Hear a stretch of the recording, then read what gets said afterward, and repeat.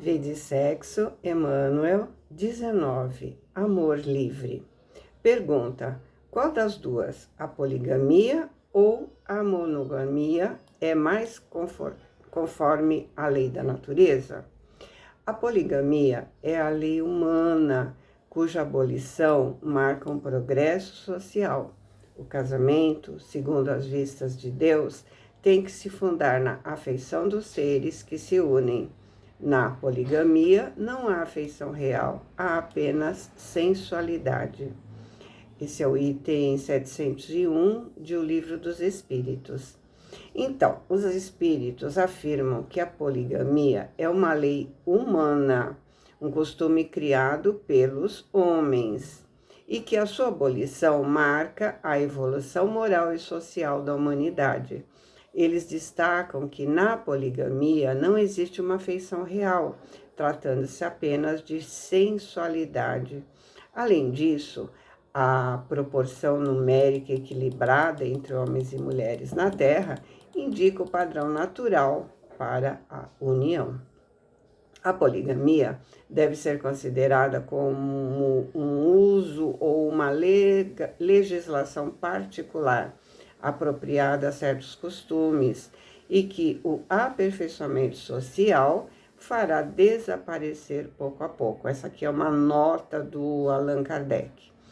Comenta-se a possibilidade de legalização das relações sexuais livres, como se fosse justo escolher companhias para a satisfação do impulso genésico, como se apontam iguarias ou vitaminas mais desejáveis numa hospedaria.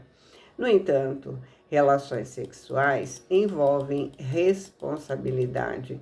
Homem ou mulher adquirindo parceira ou parceiro para a conjunção afetiva não conseguirá, sem dano a si mesmo, pensar apenas em si. Referente ao assunto, não se trata exclusivamente da ligação em base do matrimônio legalmente constituído. Se os parceiros da união sexual possuem deveres a observar entre si, à face dos preceitos humanos, voluntariamente aceitos, no plano das chamadas ligações extralegais, também estão submetidos aos princípios das leis divinas que regem a natureza. Cada espírito detém consigo o seu íntimo santuário, erguido ao amor, e espírito algum depreciará o lugar sagrado do outro espírito, sem lesar a si mesmo. Conferir pretensa legitimidade às relações sexuais irresponsáveis seria tratar consciências como se fossem coisas, e se as próprias coisas, na condição de objetos, reclamam respeito, que se dirá do acatamento devido às consciências de cada um?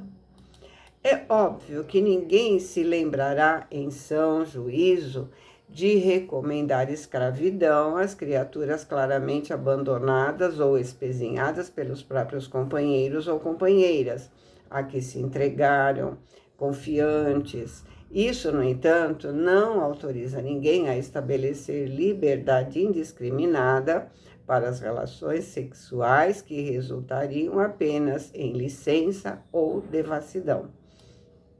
Instituído o ajuste afetivo entre as duas pessoas, ao mesmo tempo se levanta entre elas um impositivo do respeito à fidelidade natural diante dos compromissos abraçados, seja para a formação de um lar e da família, ou seja, para se constituir, para a constituição de obras, ou valores do espírito. Desfeitos os votos articulados entre dupla, claro que a ruptura ocorre à conta daquele ou daquela que a empreendeu, com o aceite compulsório das consequências que advenham de semelhante resolução. Toda sementeira é acompanhada de colheita, conforme a espécie. É razoável nos lembremos disso, porque o autor ou a autora, né, da defecção à vida, diante dos princípios de causa e efeito, é considerado violador de almas, assumindo com as vítimas a obrigação de restaurá-las, até o ponto em que as injuriou ou prejudicou.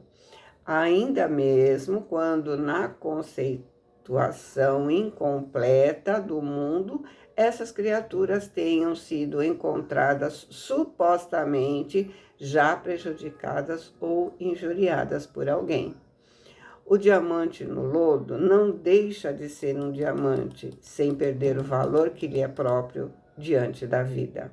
A criatura em sofrimento não deixa de ser criação de Deus, sem perder a imortalidade que lhe é própria à frente do universo.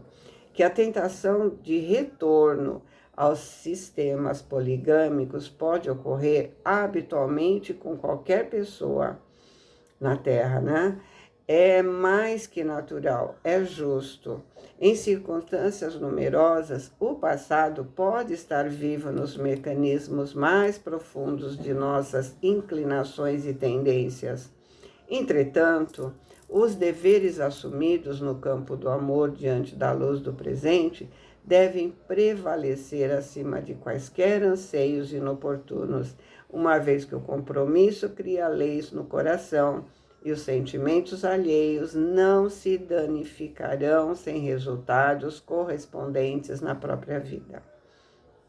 Observe-se nos capítulos do sexo os desígnios superiores da infinita sabedoria que orienta os nossos destinos, e nesse sentido é urgente considerar que a vontade de Deus, na essência, é o dever em sua mais alta expressão, trazendo para cada um de nós no tempo chamado hoje, e se o hoje surgiu de complicações e problemas vindos de ontem, depende de nós a harmonia ou o desequilíbrio do amanhã.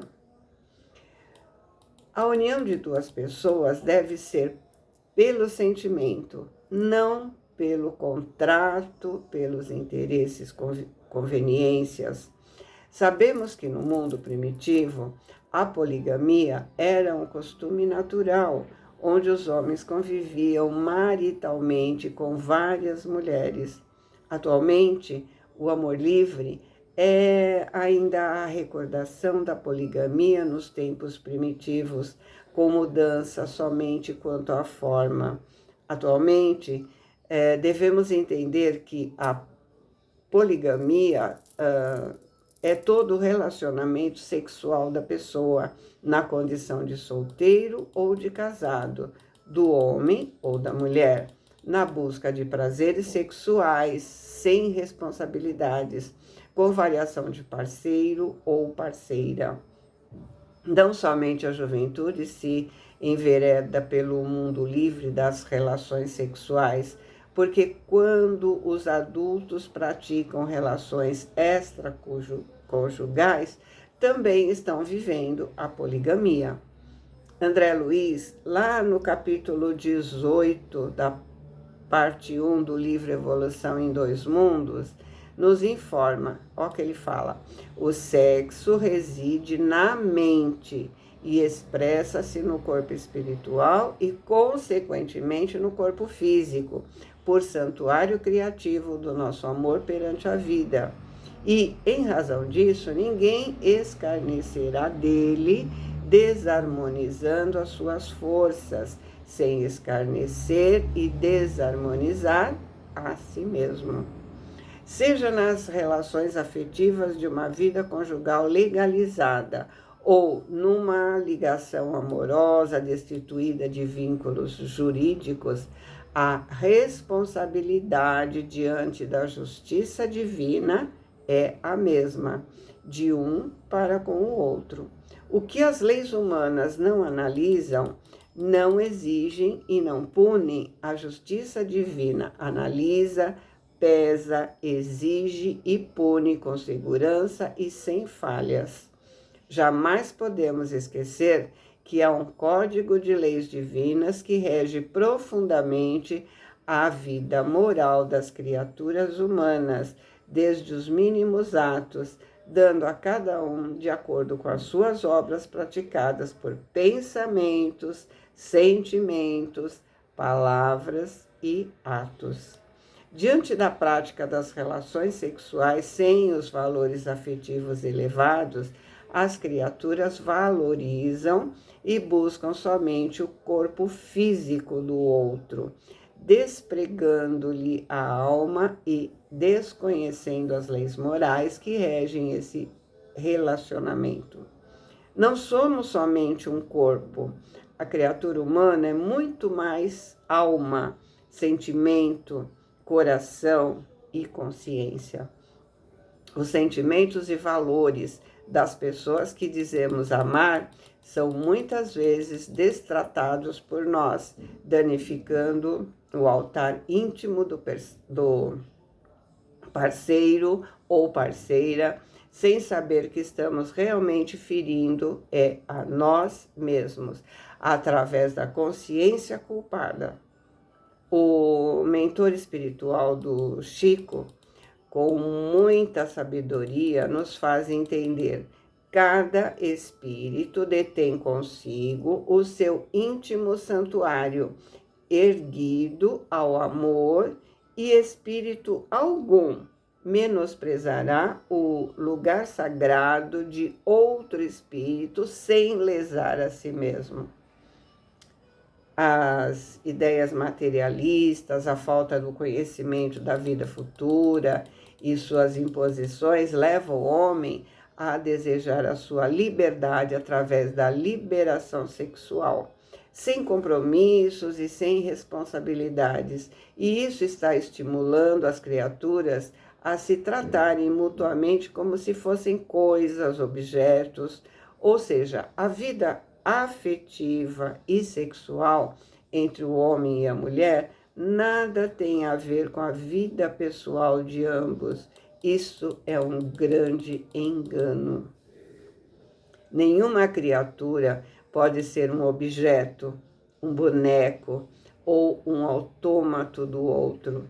A vida sexual implica na participação afetiva profunda das criaturas, dando origem a variações múltiplas e imprevisíveis na vida sentimental, emocional e psicológica, para níveis mais elevados ou menos elevados moralmente, de acordo com o nível evolutivo dos envolvidos.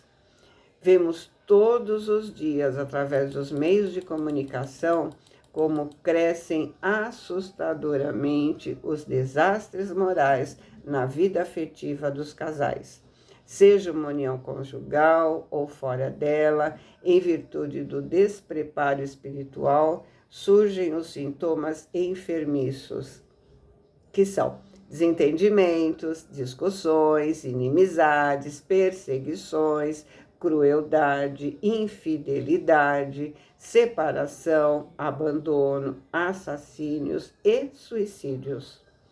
Por outro lado, a prostituição de menores é cada vez maior, porque o cansaço dos viciados exige carnes novas para os apetites selvagens que os consomem.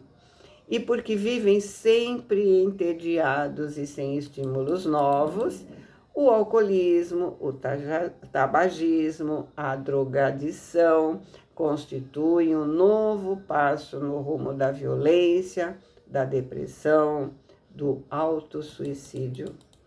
As estatísticas da loucura tomam conta do planeta. Nesse momento, são alarmantes. Vive-se nesses tormentosos dias a tirania do sexo em exaltação. Nos relacionamentos afetivos, tanto o homem quanto a mulher, ambos são responsáveis pelos danos que venham a causar à vida íntima do outro, os quais serão cobrados centil por centil pela justiça divina, quanto ao respeito à consciência de cada um. E Emmanuel disserta: conferir pretensa legitimidade às relações sexuais irresponsáveis seria tratar consciências como se fossem coisas. E se as próprias coisas, na condição de objetos, reclamam respeito, que se dirá do acatamento devido à consciência de cada um? Todo relacionamento sexual, sem o cultivo constante e crescente do amor espiritualizado, possui possibilidades de criar, mais cedo ou mais tarde, problemas gravíssimos de difícil solução.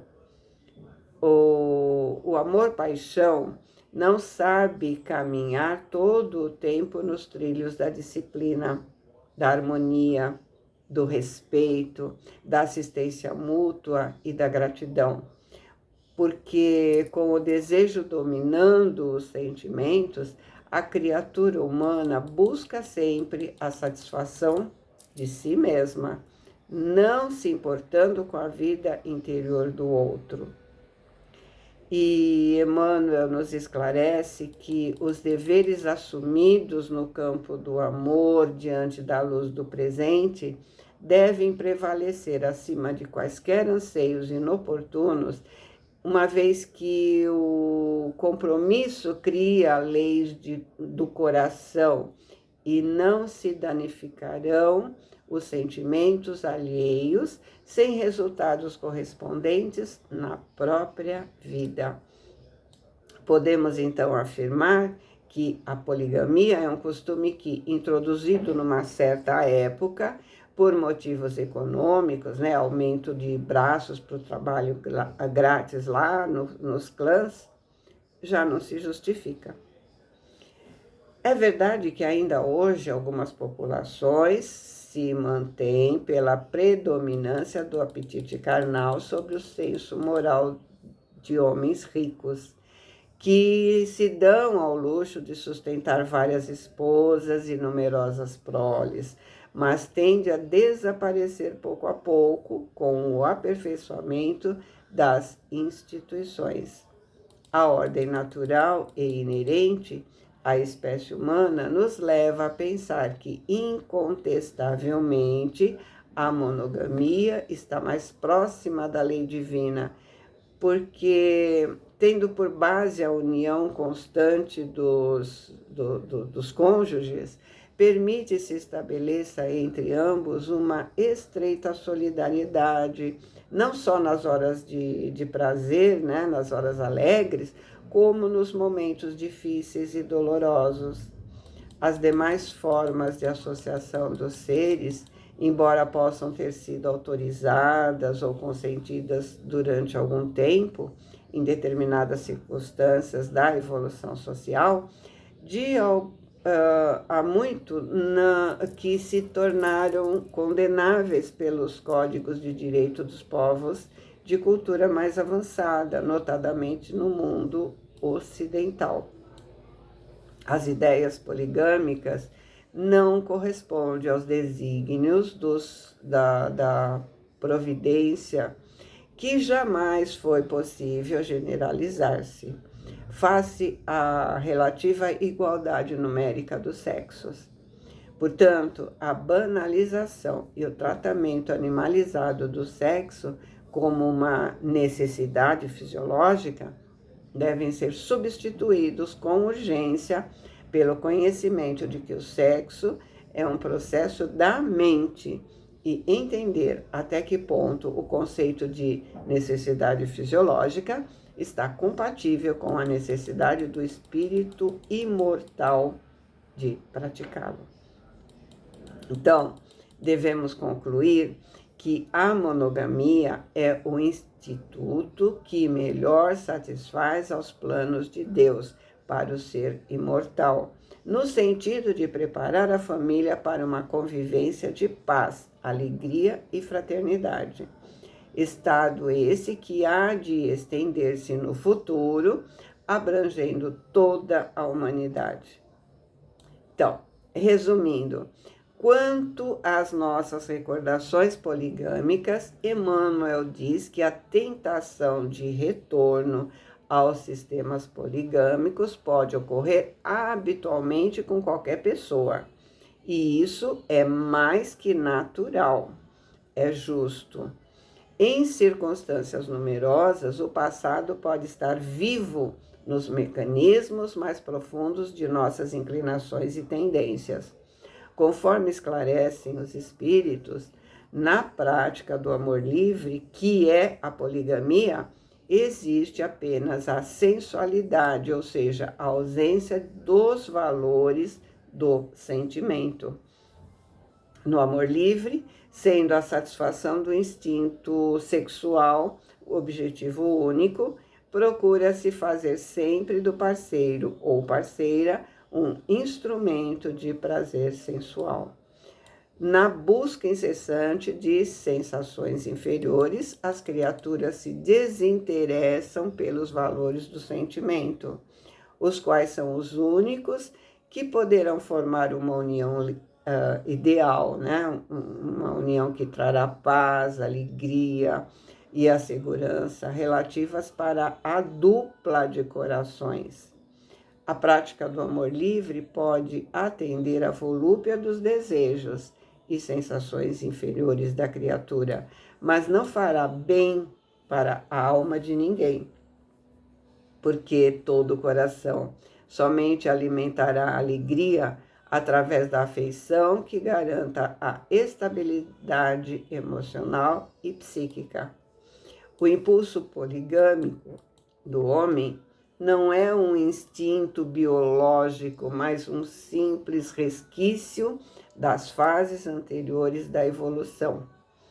Como o homem é dotado de razão, discernimento e inteligência, ele tem o dever moral de refrear esses impulsos e sublimar a sua afetividade por meio da afeição que une as almas, não apenas através do instinto, mas do sentimento.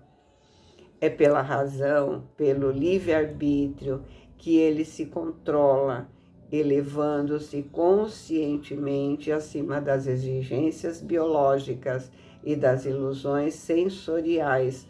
Não se trata aí de proibição, mas de educação, não de abstinência imposta, mas o emprego digno com o devido respeito aos outros e a si mesmo. Boa semana, fiquem com Deus, amo vocês.